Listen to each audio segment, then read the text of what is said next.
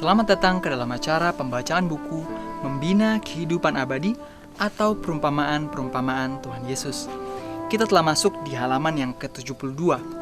Perumpamaan yang kita pelajari pada hari ini berjudul Harta yang Terpendam. Mari kita lihat. Hal kerajaan surga itu seumpama harta yang terpendam di ladang, yang ditemukan orang lalu dipendamnya lagi. Oleh sebab sukacitanya, pergilah ia menjual seluruh miliknya, lalu membeli ladang itu. Pada zaman dulu, adalah menjadi kebiasaan orang untuk menyembunyikan hartanya di bawah tanah. Pencurian dan perampokan sering terjadi, dan di saat ada perubahan dalam pemerintahan, orang yang mempunyai harta yang banyak dapat dikenakan pajak yang tinggi. Lagi pula, negeri ini senantiasa berada dalam bahaya penyerbuan dari bala tentara yang suka merampas. Oleh sebab itu, banyak orang yang berusaha untuk menyimpan hartanya dan menyembunyikannya. Tanah dianggap sebagai tempat persembunyian yang paling aman. Tetapi sering tempat persembunyian itu dilupakan. Si pemilik mungkin sudah meninggal dunia, atau masuk penjara, atau diasingkan. Sehingga dia terpisah dari hartanya, dan kekayaan yang ditimbun dengan jeripaya yang begitu luar biasa akan ditinggalkan bagi orang yang beruntung untuk menemukannya. Dalam zaman Kristus adalah biasa orang menemukan mata uang lama yang di tanah yang terlantar, juga emas dan perak. Jadi perumpamaan tentang harta yang terpendam ini bukanlah suatu hal yang baru, karena ini adalah suatu hal yang biasa dan umum bisa terjadi pada zaman di saat Yesus hadir, di mana orang menyembunyikan hartanya di tanah karena mereka takut kecolongan, mereka takut harus bayar pajak dan lain-lain. Belum ada bank pada saat itu. Seseorang menyewa tanah untuk dikerjakan, dan ketika lembu membajak tanah, harta yang terpendam tergali. Ketika orang ini menemukan harta itu, dia melihat bahwa dia akan mendapat untung. Lalu dia menyembunyikan emas itu. Dia kembali ke rumahnya dan menjual segala harta miliknya untuk membeli tanah tersebut yang berisi harta. Keluarga dan tetangganya berpikir bahwa ia bertindak seperti orang yang tidak waras, memandang kepada harta itu. Mereka tidak melihat ada sesuatu yang berharga dalam tanah yang terlantar itu. Tetapi orang itu tahu apa yang diperbuatnya. Ketika ia sudah berhak atas tanah itu, ia mencari di segala sudut untuk mencari harta yang telah disimpannya. Perumpamaan ini menggambarkan nilai dari harta surga dan usaha yang harus dibuat untuk mencarinya. Penemu harta di ladang itu rela menukarkan segala miliknya, siap sedia untuk bekerja tanpa mengenal lelah untuk mendapatkan harta yang tersembunyi. Demikianlah penemu dari harta surga akan menganggap tidak ada pekerjaan yang terlalu berat atau pengorbanan yang terlalu mahal untuk menemukan harta kebenaran itu. Dalam perumpamaan ini, ladang yang berisi harta menggambarkan kitab suci, dan Injil kebenaran adalah harta itu. Tanah itu sendiri tidaklah terjalin dengan lapisan-lapisan emas dan penuh dengan benda-benda yang berharga, sebagaimana halnya dengan firman Tuhan. Harta tersembunyi. Jadi bagi kita yang merasa bahwa kita sedang mencari harta surgawi, setiap pengorbanan, setiap hal yang kita lakukan tidaklah kita anggap sebagai suatu hal yang berat, tapi itu akan menjadi sukacita. Sama seperti perumpamaan ini. Orang yang menjual segala miliknya untuk membeli ladang itu, dia memberikannya dengan sukacita, dengan penuh sukacita, walaupun orang lain, keluarganya, sahabat-sahabatnya bingung melihat apa yang dia lakukan. Mereka pikir, itu tidak ada artinya, tidak ada harganya tanah yang kamu beli itu. Tapi orang itu tahu, yang sedang dia cari bukanlah sebuah tanah yang biasa, tapi karena ada harta yang terpendam di dalamnya. Bukankah kehidupan bersama dengan Tuhan jauh lebih berharga dari harta apapun? Apakah Anda tidak rindu untuk menukarkannya dengan segala sesuatu yang ada di dalam kehidupan Anda, yang juga adalah milik Tuhan? Harta Injil juga dikatakan tersembunyi. Bagi mereka yang menganggap diri bijak, yang merasa terangkat oleh ajaran filsafat yang sia-sia, keindahan, kuasa, dan rahasia rencana penebusan itu tidak akan dapat dipahami.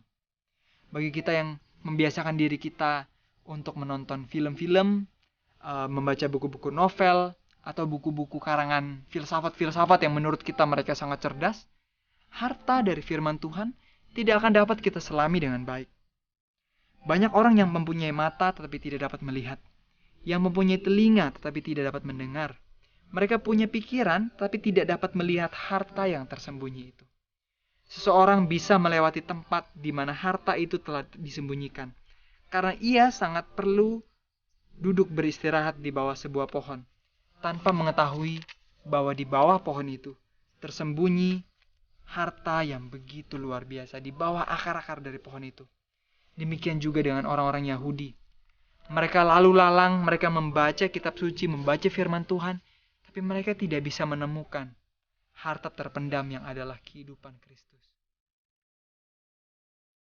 Seperti harta emas, kebenaran juga telah dipercayakan kepada orang Yahudi. Apakah ini tidak sama dengan kita yang mengaku sebagai pengikut Kristus? Harta dari firman Tuhan dengan mudahnya ada di dekat rumah kita. Anda tahu, ratusan ribuan orang mati agar firman Tuhan itu bisa diterjemahkan ke dalam bahasa Inggris dan ke dalam bahasa Indonesia. Wah, banyak darah yang tertumpah agar firman itu bisa sampai di rumah kita dengan aman, dengan mudah kita bisa baca dan pelajari. Tapi seringkali kita menganggap itu tidak ada artinya. Seringkali kita mencari ke hal-hal dunia yang jauh menurut kita lebih berarti, yang sebenarnya akan binasa. Dalam bentuk rupa serta lambang, kebenaran yang besar mengenai penebusan telah dibuka. Namun ketika Kristus datang, orang Yahudi tidak mengenal Dia, yang ditujukan dari lambang-lambang itu. Mereka mempunyai firman Tuhan dalam tangannya, tetapi tradisi-tradisi yang telah terus diteruskan dari generasi ke generasi, dan tafsiran manusia tentang kitab suci menyembunyikan dari mereka kebenaran sebagaimana adanya di dalam Kristus. Tuhan tidak menyembunyikan kebenarannya dari manusia. Jadi bukannya Tuhan menyembunyikan kebenaran itu dari orang Yahudi. Di saat Yesus datang harusnya mereka bisa lihat dengan jelas dari berbagai tanda-tanda di dalam Alkitab. Domba yang tersembelih, acara Paskah, dan perayaan yang lainnya tentang firman Tuhan yang ditulis dengan jelas bahwa itu melambangkan Yesus di dalam nubuatan-nubuatan Yesaya. Harusnya mereka bisa lihat dan mereka bisa ketahui bahwa Yesuslah yang sebenarnya mereka tunggu. Akan tetapi mereka tidak bisa melihat hal itu. Banyak orang lakukan hal yang sama juga pada zaman sekarang ini. Mereka berpikir bahwa Yesus hanyalah manusia. Mereka berpikir bahwa Yesus hanyalah nabi, hanyalah utusan, sama seperti orang-orang yang lainnya. Tanpa mereka bisa melihat dengan jelas bahwa sama seperti domba yang tersembelih, begitu juga kehidupan Yesus yang melambangkan pengorbanan atas dosa-dosa di dalam kehidupan kita. Kristus memberikan kepada bangsa Yahudi bukti yang limpah bahwa Dia adalah Mesias, tetapi pengajarannya menuntut suatu perubahan yang pasti dalam kehidupan mereka. Mereka melihat bahwa jika mereka menerima Kristus, mereka harus meninggalkan kesukaan-kesukaan serta tradisi-tradisi yang disenangi mereka, serta perbuatan-perbuatan yang mementingkan diri serta tidak percaya kepada Tuhan. Diperlukan pengorbanan untuk menerima kebenaran yang tidak berubah serta abadi. Jadi bukan hanya mereka tidak bisa melihat kebenaran itu, tapi di saat mereka lihat tentang Yesus, mereka melihat bahwa di saat mereka harus menerima Yesus, mereka juga harus menerima pengajarannya yang menyingkirkan kepentingan diri mereka, yang harus menyingkirkan sifat-sifat buruk mereka, cinta diri mereka, serta kebiasaan-kebiasaan yang harus mereka tinggalkan. Dan mereka tidak mau menerima semuanya itu. Mereka tidak mau menyingkirkan tradisi-tradisi yang tidak ada artinya lagi. Bagaimana dengan kita? Banyak orang yang mengaku Kristen pada zaman ini. Mereka menerima Kristus hanya sebagai penerimaan dari mulut saja. Tetapi dalam perbuatan mereka, dalam tingkah laku mereka, sama sekali tidak menggambarkan bahwa mereka adalah pengikut Kristus. Ini pada hari ini, pelajaran kita adalah sebuah refleksi bagi kita untuk melihat apakah kehidupan saya sudah sepenuhnya saya serahkan kepada Kristus untuk diubahkan, dan bukan hidup untuk diri kita sendiri. Oleh sebab itu, orang-orang Yahudi tidak mau mengakui bukti yang paling nyata bahwa Tuhan dapat membangun iman di dalam Kristus. Mereka mengaku percaya kepada kitab suci Perjanjian Lama, namun mereka menolak menerima kesaksian yang terdapat di dalamnya tentang kehidupan dan tabiat Kristus. Mereka takut diyakinkan, jangan-jangan mereka akan ditobatkan dan terpaksa meninggalkan pendapat-pendapat yang telah ditetapkan sebelumnya. Mengapa? Tetapi mereka menolak anugerah terbesar yang dapat dianugerahkan oleh surga. Oleh karena orang Yahudi pada saat itu menolak untuk diubahkan. Mereka menolak anugerah terbesar yang dapat dianugerahkan oleh surga. Tentu kita tidak ingin untuk melakukan hal ini. Banyak juga di antara pemimpin yang percaya. Dikatakan, tetapi karena orang-orang Farisi mereka tidak mengakuinya berterus terang, supaya mereka jangan dikucilkan. Banyak juga yang percaya kepada kata-kata Yesus, tapi mereka tidak mau akui. Kenapa? Karena mereka takut untuk dikucilkan. Mereka takut untuk disingkirkan dari saudara-saudara mereka. Ini juga seringkali terjadi dalam kehidupan kita, bukan? Kita tahu dengan benar apa yang Kristus inginkan agar kita lakukan, tapi kita tidak mau lakukan. Kenapa? Karena kita takut. Kita takut dicemooh, kita takut dikucilkan, kita takut dianggap berbeda dari orang lain. Dan sekarang manusia berusaha keras mencari harta dunia. Pikiran mereka dipenuhi dengan pikiran-pikiran yang mementingkan diri. Pangkat yang tinggi untuk mendapat kekayaan dunia, kehormatan atau kuasa.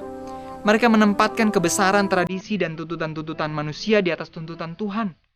Dari mereka itu, harta-harta firman-Nya disembunyikan.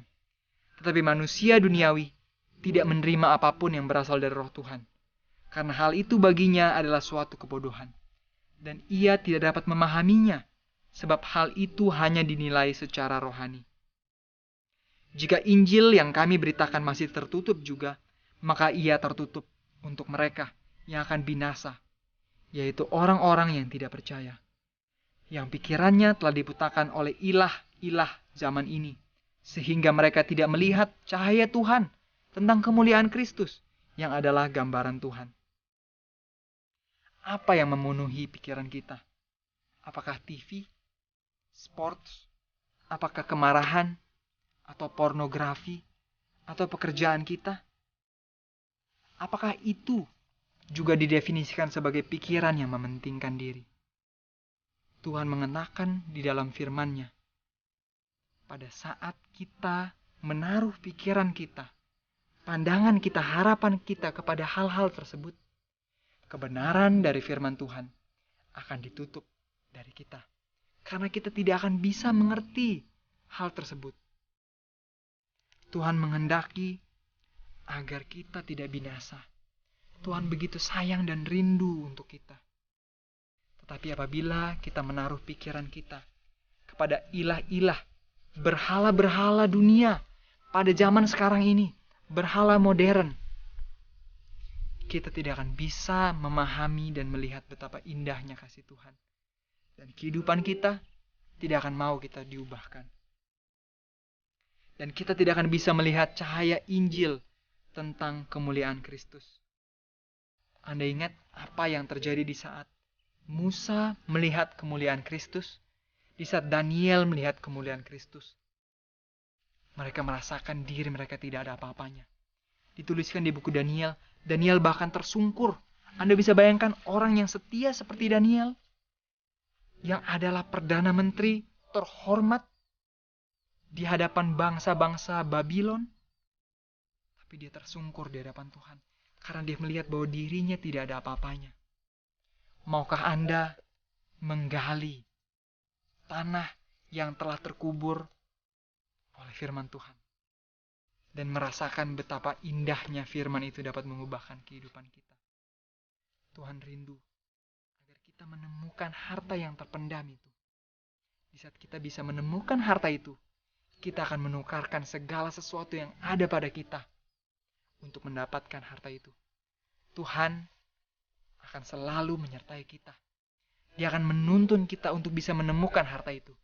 Apabila kita mau menyingkirkan setiap berhala-berhala dunia zaman modern ini yang menutupi mata kita. Sekianlah pembacaan dari buku Membina Kehidupan Abadi atau Perumpamaan Tuhan Yesus.